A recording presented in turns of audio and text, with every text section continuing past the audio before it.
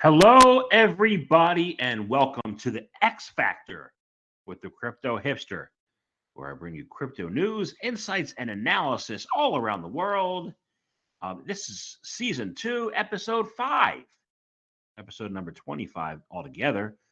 It's for the 5 day work week of Monday through Friday, January 31 through today is February 3rd.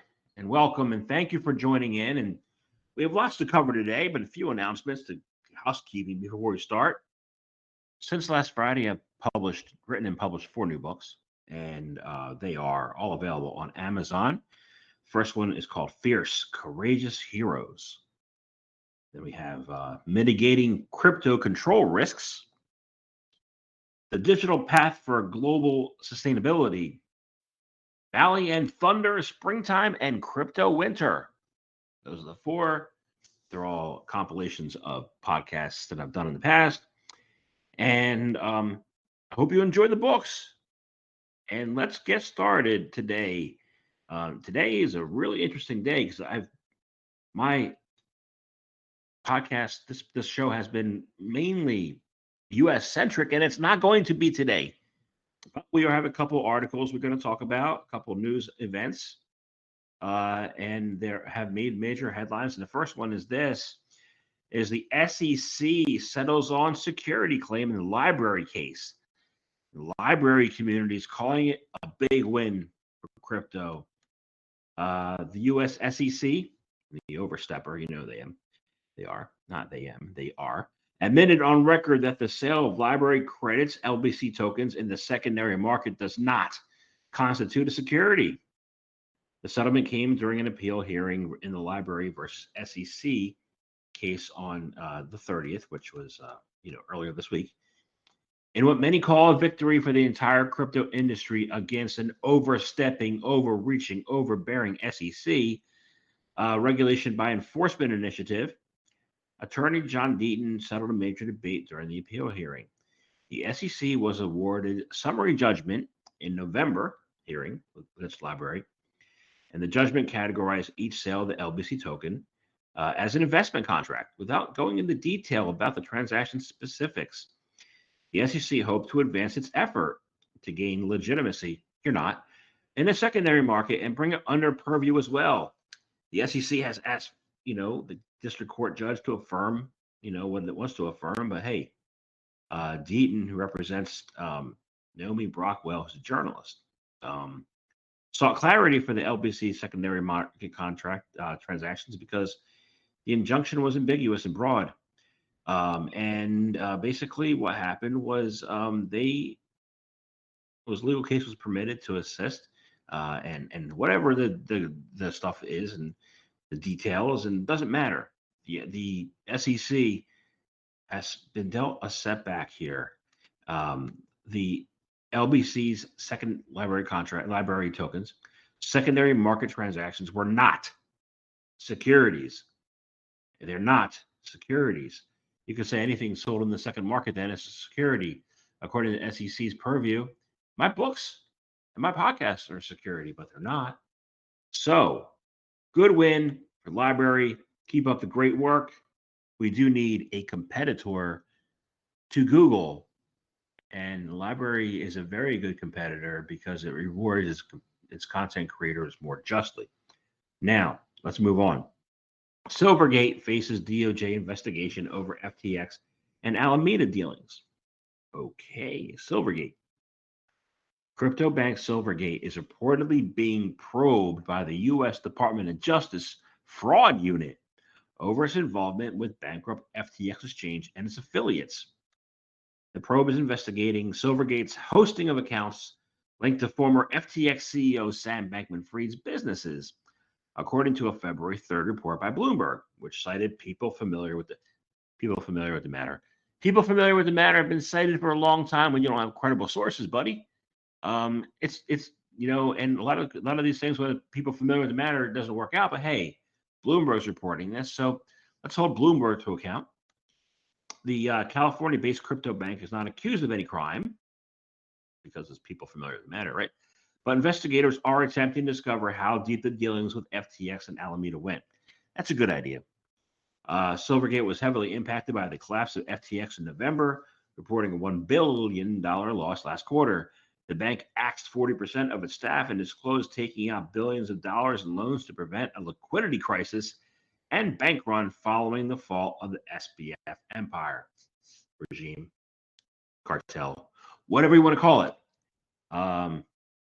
So let me know. Let me know your thoughts on those first two articles. On those first two news events. Let me know your thoughts. Hey, is Library now in position to do well and be a competitor to Google? And then also, Silvergate. What's going to happen there?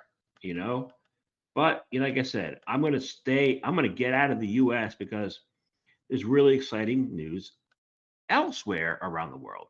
Okay, so let's go. Where we want to go first? I want to go to the United Kingdom. The UK Treasury publishes crypto framework paper, and here's what's inside. Okay, the proposals seek to place the UK's financial services sector at the forefront of crypto and avoid hardline control measures that have gained momentum globally amid the crypto winter. Let's see. The Treasury announced the good news. What is the good news here? We're trying to figure out what the good news is. And the regulation, first of all, from today, Nick Taylor, head of public policy for EMEA at the global cryptocurrency exchange Luno, considers this a pivotal movement for the industry.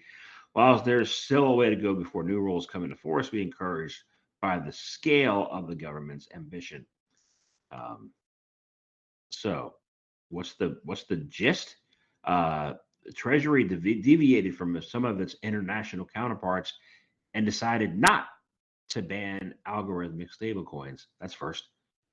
Instead, they will qualify them as unbanked crypto assets, unbacked crypto assets, not stablecoins.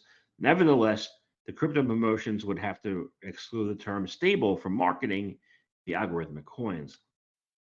Stable algorithmic coins got a bad rap since Luna, right? Terra Luna. And there's people who wanted that to fail, and it did. Lots of other things failed. The goal here for them is to level the playing field between crypto and traditional finance. However, the chief financial regulator, the FCA, will tailor the existing FSMA's rules for the digital asset market. All right, good for you. Let's see how that plays out. Let me know your thoughts. If you're from UK, it's going to affect you. Let me know. Okay, so staying in Europe, Euro stablecoin launched in Finland, claims to be first approved in the EU. The Finnish company Membrane Finance has released a fully reserved stablecoin backed by the euro, according to a blog post. The company is licensed by the Finnish Financial Supervisory Authority, the FinFSA, and claims that the new Euro E coin is the first and only EU regulated crypto stablecoin.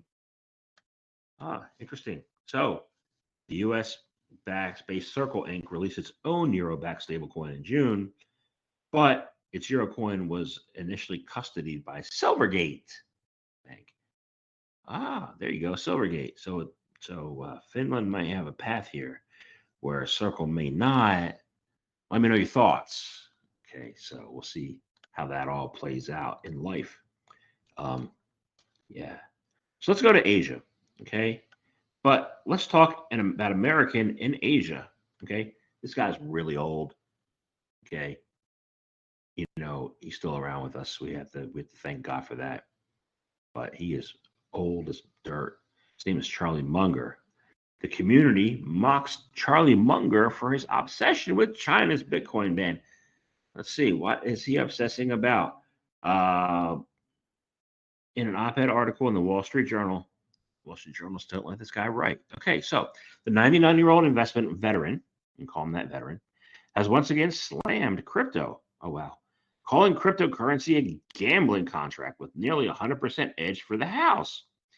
Yeah, that's not true. Munger also said that a cryptocurrency is not a currency, not a commodity, and not a security, adding that obviously the U.S. should enact a new federal law that would ban crypto. According to Munger, the best way to approach crypto is to follow the example of China, which put a blanket ban on crypto in September 2021. The Berkshire Hathaway vice chairman said, let me try to get him a voice right. What should the U.S. do after a ban of cryptocurrencies in place? Well, one more action might make sense. Thank the Chinese Communist leader for his splendid example of uncommon sense. Actually, I sounded more like Grover instead of the turtle. Anyway, so yeah, maybe retire. I don't know. When you get that old, you're making investments. Your brain works slowly. Uh, so we'll see what his brain thinks of, I don't know, retirement. Okay, let's stay in China for some real news. Bank of China's ex-advisor calls Beijing to reconsider crypto ban. Just in time. See, the news travels slowly in the old age home. So the idea of lifting the cryptocurrency ban has started floating in China as a former central bank official has called the country to review its stringent crypto restrictions. Huang Yiping, a former member of the Monetary Policy Committee at the People's Bank of China, believes the Chinese government should think again about whether the ban on cryptocurrency trading is sustainable in the long run. Huang voiced his concerns about the future of fintech in China in a speech in December, and the former official, argued that a permanent ban on crypto could result in many, many, many, many, many missed opportunities for the formal financial system, including those related to blockchain and tokenization. Paying attention, Gary? Crypto related technologies are very valuable in regulated financial systems, he stated. Yeah, they are smart to know what technology is. All right, so we will move on. Not too far. We will go to Hong Kong. Hong Kong will not tolerate algorithmic stablecoins. A new regulation in the key principle of its upcoming regulatory framework, the Hong Kong Monetary Authority didn't find a place for algorithmic stablecoins. Instead, the chief financial regulator will demand all stablecoin issuers back up their values with underlying reserve assets at all times. The January 31st, HKMA issued the consultation conclusion to discussion paper on crypto and stablecoins, summarizing the feedback from 58 submissions. In its summary, the regulator repeats the popular formula of a risk-based and agile approach, which is necessary for the maturing crypto industry. Agile's always smart. It's always smart. So maybe now it's not. Let me know your thoughts. Is Agile always smart? So we are going to stay in Asia, and we're going to go to Japan. Japanese Prime Minister says DAOs and NFTs help support government's Cool Japan strategy. I like that. Cool Japan. I did like my voice on that. Fumio Kishida, the Prime Minister of Japan, has come out in support of blockchain as a potential solution for technological issues facing the country. In response to questions from Liberal Democratic Party member Masaki Taira before the Budget Committee of Japan's House of Representatives on February 1st, Kishida said there were various possibilities for using Web3 in Japan. He added that the Japanese government could use aspects including non-fungible tokens and decentralized autonomous organizations in efforts to revitalize regions and promote Cool Japan, a national strategy aimed at showing off the country's innovations and culture to the rest of the world. He says, if you consider DAOs, people who are interested in the same social issues can form a new community. NFTs can also be used to diversify the income of creators and maintain high, loyal fans. I agree 100%. Thank you, sir. I also believe that it can help Japan with its economy. Thank you, sir. All right. So we're going to stay in Asia. I told you there's a lot going on in Asia. I don't lie. Lots. It's good news and it's productive and it's not SEC overreach. Is actually stuff that's actually happening. Indonesia targets launch of its new national crypto exchange by June. Indonesia's Ministry of Trade is reportedly aiming to roll out a national crypto exchange by June this year, 6 months after its previous target was not met in December. Trade Minister Zulkifli Hasan, I can spell the last name right, pronounce the last name right, that's pretty cool, share the same last name, shared the new target launch date on February 2nd at the opening of the Crypto Literacy Month in Jakarta, noting that the government is currently reviewing which companies meet their criteria to become part of the exchange, according to them and local people. There are 5 active crypto exchanges that are currently registered with the country's regulators. And according to Zulkifli, the minister's crypto exchange could encompass all of them. While these exchanges are currently facilitating all trades within the nation, the ministry's exchange would act as a clearinghouse and custodian in the local crypto market. The clearinghouse is essentially a mediator between a buyer and a seller, ensuring the transaction goes smoothly. At the same time, its roles as a custodian would see it manage the movement of assets between two parties. Please do not be, scammer there. I don't know what they do to you, but let me know your thoughts on how that sounds. And South Korea. Binance re-enters South Korea with GoPax, GOPAX exchange. Okay. Binance has acquired a majority stake in the digital currency group backed GoPax, re-entering South Korea after exiting the market 2 years ago. The company officially announced today. Yeah, the funding for this transaction came from a finance-initiated investment project known as the Industry Recovery Initiative, which Binance pledged $1 billion. Binance's CEO, CZ, pointed out that Binance is responsible for protecting not only crypto users, but also the crypto industry. The Industry Recovery Initiative was created to support promising companies that were negatively impacted by the events of last year. FTX. We hope that taking this step with GoPax will further rebuild the Korean crypto and blockchain industry. Thank you, CZ. Thank you. Is that a good idea? Let me know your thoughts. Okay. India. Indian retail chain rolls out support for CBDC payments in stores. One of India's biggest retail chains, Reliance Retail, announced that they have started accepting the digital rupee at one of its store lines and plans to extend the rollout to all its businesses. In a report by TechCrunch, the company said central bank digital currency support is already rolled out at FreshPick, its gourmet store line. In addition, the firm also noted that it would be expanding support for the digital rupee to all its properties, a move that could push adoption forward for the country's CBDC. V. Subramaniam, an executive at Reliance Retail, pointed out that accepting the central bank digital currency adheres to the firm's vision of offering the power of choice to Indian consumers. The executive also highlighted that the initiative allows the firm to provide an alternative payment option within its stores. All right. Is this a start of a retail use of CBDCs? Is it a good idea? Let me know your thoughts. This one, we're going to move out of the area. We're going to go to Australia. Okay. Australia introduces classification of crypto assets. Following the global regulatory race, Australia opened the public consultation on its own taxonomy of crypto assets. The national regulators proposed to distinguish 4 major types of products related to the crypto industry. Okay, let's see what they are. At first level, it outlines the key concepts of crypto networks, crypto tokens, and smart contracts.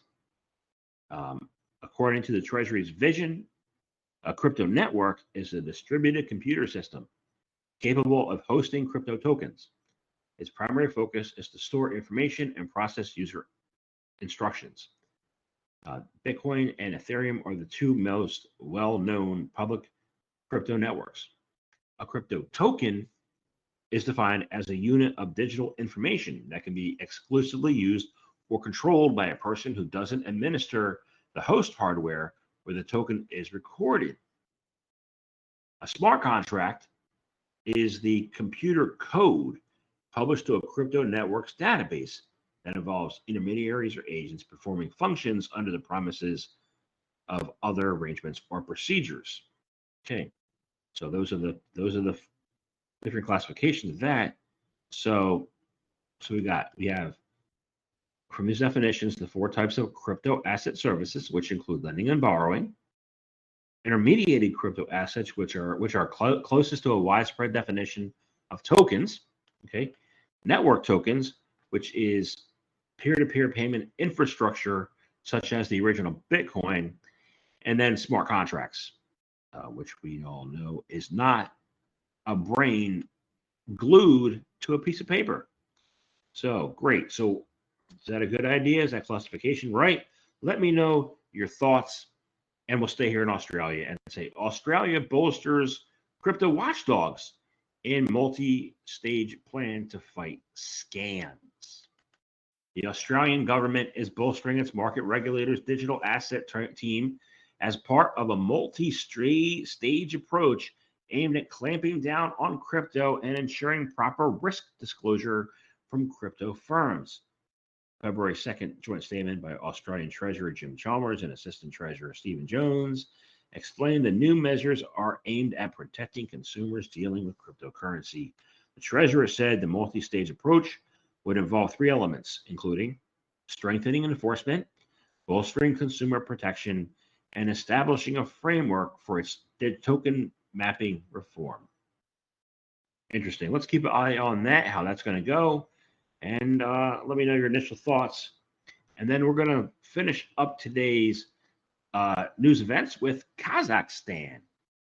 Kazakhstan aims to enhance its legacy crypto trading framework. Okay. Yeah. Kazakhstan, one of the world's biggest Bitcoin mining destinations, issued a consultation paper to gauge public interest in proposed amendments to improve the cryptocurrency trading framework. Policy paper was laid down by Astana Financial Services Authority, a Kazakh regulator. Pointed out that the Astana International Financial Center's digital asset trading facility regulatory framework dates back a few years, right? And it has some enhancements. And what are those enhancements? The highlighted problems related to the ongoing supervision of crypto exchanges, revealing contradictions, inefficient provisions, and uncertain definitions within the regime. It recommended introducing risk mitigation measures around several fronts, including governance, illicit activity, safekeeping of client funds, and settlement. Okay, interested to see how that'll go. Let me know your thought. That's a good idea. And I really want to thank you guys, thank my audience, guys, girls, people, for joining me today in the X Factor, Crypto Hipster, where I bring you news and insights from around the world every week. Thank you for joining, and I will see you again next week. Have a wonderful week ahead.